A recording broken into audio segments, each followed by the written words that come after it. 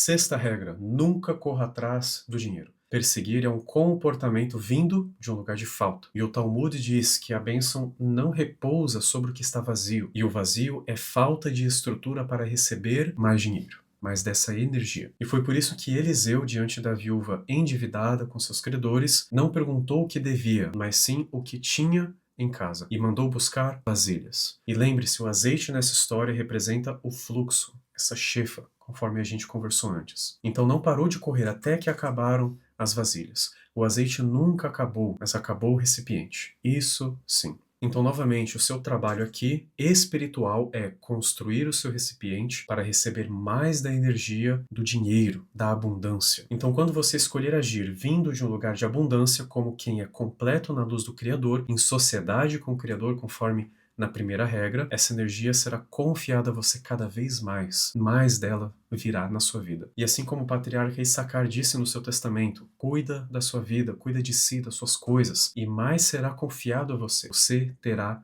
mais. A regra número 7 é: o bloqueio em relação ao dinheiro é um bloqueio interno apenas seu. Então, olhar para uma conta bancária é olhar um sintoma e representa apenas 1% do problema. Mas quando nós olhamos para as causas invisíveis a um nível espiritual e de energia, nós adentramos e descobrimos os 99% do problema. E o que eu aconselho para você é aplicar a metacognição novamente. Que crenças eu tenho sobre o dinheiro e o merecimento do dinheiro? Porque as crenças e paradigmas, elas podem estar te bloqueando, impedindo que o fluxo esteja fluindo para você. Muitas vezes esses bloqueios internos vieram do seu passado, algo que você possa ter escutado na infância sobre o dinheiro, sobre como é puxado, quão difícil seria e que a riqueza está somente reservada a poucas pessoas e que ainda essas poucas pessoas, elas precisam ser sujas, corruptas, todas iguais. Você pode não ter percebido, mas desenvolveu uma fidelidade invisível para que você siga à risca cada sentença negativa sobre o dinheiro e sobre ele na sua vida. A sua reatividade, quando você permite que ela domine você, faz com que você se afaste ainda mais do dinheiro. Mas quando nós pausamos antes de reagir, nós criamos resistência e com o tempo fica cada vez mais fácil de resistir. E assim nós conseguimos expandir o nosso recipiente. A regra número 8 que eu tenho para você é: invista também em você. Se eu não sou por mim, quem será por mim? E se eu sou só por mim, o que sou eu? Então lembre-se também aqui do mandamento que diz: amarás o teu próximo como a ti mesmo. Isso nos dá um certo padrão interno de cuidado. É você desfrutar do que você tem, do que tem à sua disposição e que de fato contribui para o seu crescimento. E isso tudo vai te dar mais afinidade com a luz do Criador. Logo, você está se aproximando mais do lado da luz, do lado correto, do lado que vai gerar mais vida,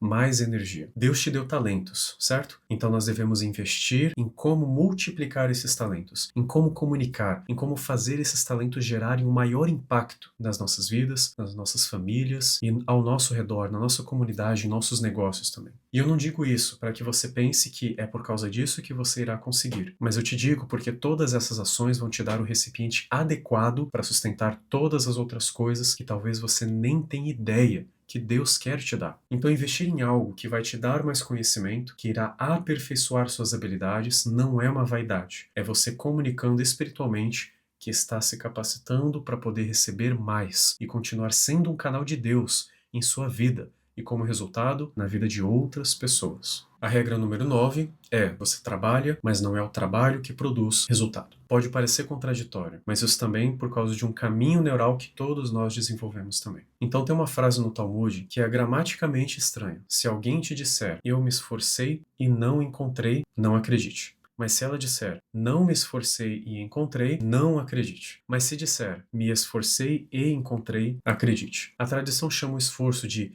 Ishtadlut. E essa palavra nunca foi a causa do resultado, é a construção do vaso. Você faz um movimento que abre o espaço para que venha mais desse fluxo abundante de Deus. O que preenche não vem de você. Se o esforço fosse a causa de tudo, a equação seria linear. Mais horas, mais retorno. E todo mundo que trabalhou de verdade sabe que não é exatamente assim. Quantas horas você focou e se esforçou em algo e não deu em nada? Em outros momentos, ou quem sabe, você possa ter visto outra pessoa que com muito menos esforço conseguiu algo que você também almejava e você fica sem entender como isso foi possível. Existem pessoas que trabalham 12 horas por dia e recebem muito menos de quem trabalha 12 horas em uma semana. Então, se fosse verdade essa crença, todos estaríamos ricos se apenas investíssemos em esforço e tempo. Então, o primeiro ponto que eu quero falar é a exaustão. A pessoa que acredita que o resultado é proporcional ao seu esforço só tem uma alavanca quando as coisas não vêm. É o puxar mais forte. E ela acaba, nesse processo, fazendo da forma errada, se destruindo, tentando forçar essa equação que a gente conversou, que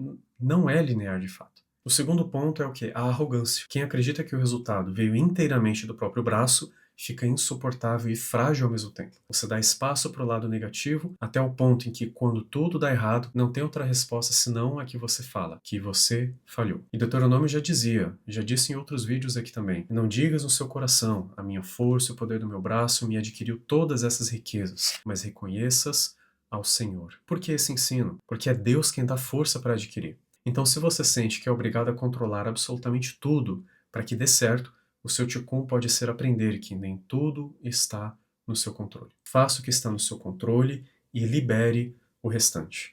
Às vezes você está tentando fazer a parte de Deus. A 10ª regra, provavelmente é a mais longa e uma das mais importantes, é que se você não consegue parar, não é você quem tem o dinheiro. E aqui está essa regra que testa todas as outras 9 que nós conversamos. Deus deu ao povo de Israel uma ordem: um dia em 7, produção 0, descanso. E mais, um ano em 7, a terra não é plantada. E no fim do ciclo, dívidas anuladas. Agora imagina mandar um povo do nicho agrário deixar o campo intacto por 12 meses inteiros. Aquele povo tinha acabado de sair de gerações do Egito. Nós falamos cerca de 300 anos, onde o valor de uma pessoa era medido em produção. E escravo não tem o direito de parar. A ordem de parar é a prova de que a escravidão acabou. E ela precisa ser repetida toda semana. Porque tirar o povo do Egito foi rápido. Mas tirar o Egito de dentro do povo levou 40 anos. E Deus restituiu algo dado desde a criação em Gênesis, o descanso, o Shabat. Agora eu quero que você repare no que o Shabat realmente faz. Eu já estive preso por muitos anos em dogmatismo, em religiosidade, de forma que eu via o Shabat como algo chato. Era como se fosse sexta-feira, começava o pôr do sol, já dava até um desânimo. E a gente ansiava por dar o pôr do sol de sábado de novo para acabar e a gente poder se divertir e aproveitar as coisas. Mas isso era simplesmente uma concepção errada que eu tinha, porque eu não compreendia o que de fato era o Shabat. Nós não vimos que na regra 6 a gente deve parar de correr atrás do dinheiro? Quem persegue não consegue parar, porque perseguir exige um movimento constante a todo momento. Nós não vimos que o esforço não é a causa do resultado? Então isso significa que você parando no Shabat, num dia de descanso, o mundo continua girando sem você por um dia. Então, se você acredita que não continua, você está tentando fazer a parte de Deus, e a exaustão que você sente não é vinda de dedicação, é desconfiança. Você está comunicando que não confia em Deus para prover você. O Zohar ensina que todas as bênçãos de cima e de baixo dependem do 7º dia. Então, os 6 dias eles não sustentam o Shabat. É o Shabat que abastece todos os 6 dias. A segunda-feira não é a nascente. O Shabat é que é a nascente. E existe uma frase chamada Sof Maaseh Bimach Shavah Tehillah, o último na ação, primeiro no pensamento. O Shabat foi criado por último e pensado por primeiro. Ele não é uma sobra de agenda, ele é um objetivo, enquanto a semana é apenas um meio. Muito provavelmente o que todos já fizemos na nossa vida é organizar ao contrário. A gente trabalha e se sobrar tempo, energia, a gente faz o nosso Shabat, ou a gente descansa. Mas a ordem correta é: faça o seu Shabat primeiro e construa a sua semana em volta dele. Então, enquanto o mundo inteiro disputa espaço, imóvel, território, metro quadrado, patrimônio, a Torá santifica tempo. A primeira coisa chamada de santa na Escritura não foi um lugar, não foi um objeto, nem uma pessoa, mas sim um dia. E o Talmud e o Zohar trabalham com um conceito Neshama Yeterá. É uma alma adicional. Um novo nível de alma vem até você, tenta vir até você no Shabat. Isso significa que todo Shabat vem um novo nível de alma para você, para conseguir expandir o seu recipiente, para que você perceba mais, sinta mais, compreenda com mais profundidade. Então parar expõe que você usa o trabalho para não sentir, para que você volte a sentir. E isso é muito importante para o homem, principalmente, porque a energia da casa é um reflexo da sua própria energia, da energia do casal, do marido e da mulher. Então trabalhe na energia dos dois e você vai ver como a energia do seu lar irá mudar também. Muitos trabalham demais com motivo de anestesiar, né, com aparência de virtude. Mas o Shabat vem com um sentido de que não é apenas um descanso, mas é para você conseguir transformar esse descanso em uma ferramenta poderosa de produção. E exatamente é isso que é o Shabat. É uma interrupção que nós declaramos. Eu digo que não sou eu que produzo, e existe uma promessa ligada a isso em Levíticos. Então a segurança não vem de você, não vem de você nunca parar. Vem da fonte que não para. O Shabat é uma prática. Outra coisa, o Shabat não precisa ser uma prática solitária. Não é um retiro, não é um isolamento, não é você sozinho meditando. Não precisa ser assim. O centro do Shabat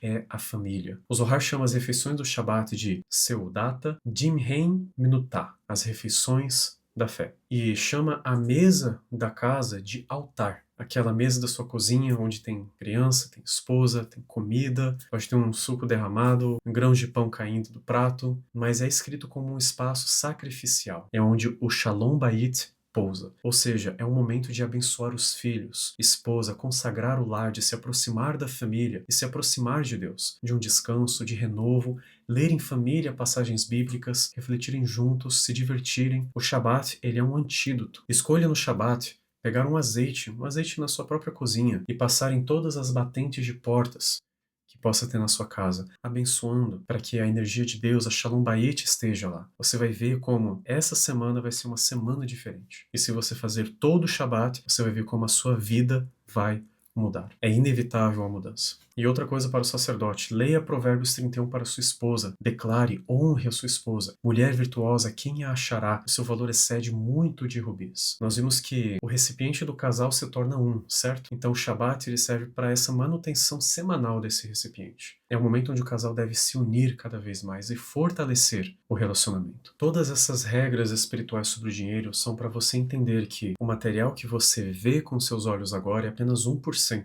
enquanto o espiritual é 99%. Então coloque na balança 99 contra 1. Qual é mais importante? Qual de fato sustenta o outro? Qual de fato influencia o outro? Então pode acreditar, cumprir o Shabat como um descanso, um renovo para você abençoar a sua família, se conectar mais profundamente, é um trabalho espiritual. E se você atua na esfera espiritual, automaticamente você vai mudar a sua vida aqui também. E lembra, você não é obrigado a entender tudo de uma vez. A gente ensina nas nossas aulas. Estuda esse vídeo de novo, confirme nas escrituras, ore a Deus, tire suas anotações, procure entender, seguir uma regra por vez. E depois me conta o que é que você achou. Pode comentar aqui embaixo, porque outras pessoas estão na mesma jornada que você. E será incrível nós conseguirmos ver como está sendo o seu progresso também. E lembre-se que você foi criado para dominar, liderar e multiplicar.